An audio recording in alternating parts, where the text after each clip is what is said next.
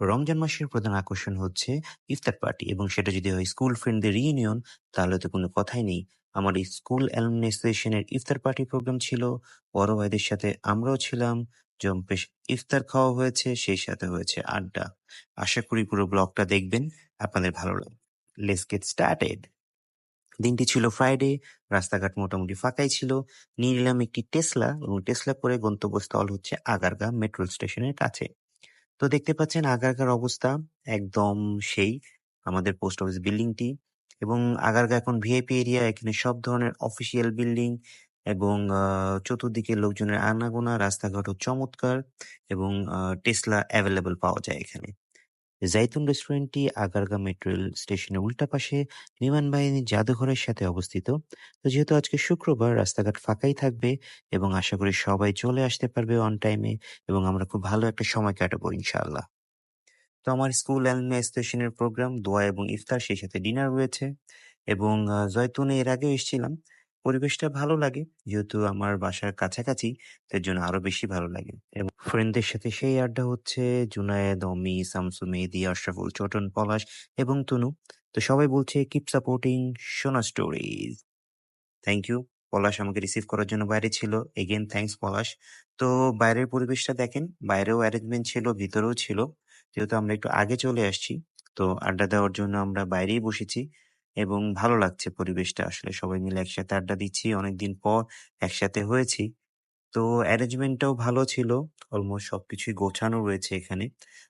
Thanks to alumni association এবং আমাদের সবথেকে প্রতিষ্ঠিত বন্ধু বাংলার পথের পেজের ওনার, সেই সাথে হয়েছে সাজেকে তার একটা রিসোর্ট ছিল। আনফরচুনেটলি রিসেন্ট অগ্নিকাণ্ডে রিসোর্টটি পুড়ে যায়। তো এইজন্য সে একটু হতাশ। বাট সে প্রমিস করেছে যারা এই ব্লগটি বেশি বেশি শেয়ার দিবে, কমেন্ট করবে, লাইক করবে এবং এখান থেকে যেই রেভিনিউটা পাওয়া যাবে সেটা অবশ্যই একটা ভালো কাজে লাগানো হবে। তো আশা করি আপনারা একজন উদীয়মান এন্টারপ্রেনারকে সাপোর্ট করবেন। কি বলেন? যাই হোক, জোকস অ্যাপার্ট, ভিতরের পরিবেশটা আপনাদের একটু দেখাই। তো ভিতরের পরিবেশটাও নাইস, ভিতরেও খুব ভালো লাইটিং আছে, অ্যারেঞ্জমেন্টটাও ভালো ছিল। বাট একটা জিনিস বলবো, জাইতুনের এসিটা প্রপারলি কাজ করে নাই এবং এটার জন্য আমাদের খুব কষ্ট হয়েছে আসলে। এজন্য আমরা আসলে বাইরে বসতে চাইছিলাম। বাইরে না বসে আমরা আবার ভিতরে চলে আসি।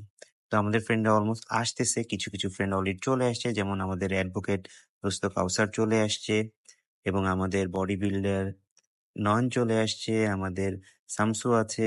একটু পরে রাজু এবং আলামিন, তারাও চলে আসছে। এখানে একটা চমৎকার ক্লিপ নিলাম বড় ভাইদের সাথে একসাথে এবং খুব ভালো একটা মোমেন্ট ছিল। এখন ইফতার টাইম।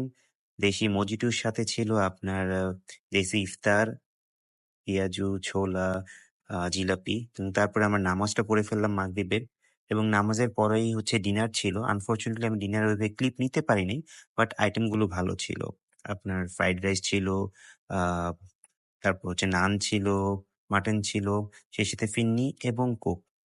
তো এরপরে বেশ কিছু ইফতারের দুর্লভ মুহূর্ত এবং এটা একটা স্পেশাল মোমেন্ট। কায়েস ভাইয়ের সাথে আমি এবং ছোটন, কায়েস ভাইকে ছোটবেলা থেকে আমরা ফলো করি। তার পার্সোনালিটি আমরা অনেক পছন্দ, স্পেশালি আমার। তো এই ছবিটা তুলতে পেরে আমি অনেক খুশি। এরপরে আমার সব ফ্রেন্ডদের সাথে একটা ক্লিপ নিয়েছি।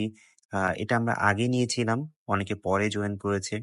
তো এই মুহূর্তগুলো আসলেই খুবই মেমোরেবল, মনে রাখার মতো। যেহেতু অনেকদিন পর সবার সাথে দেখা। আর এই ইফতারের মাধ্যমে সবার সাথে একসাথে দেখা হওয়াটা অনেক ইম্পোর্টেন্ট একটা ব্যাপার।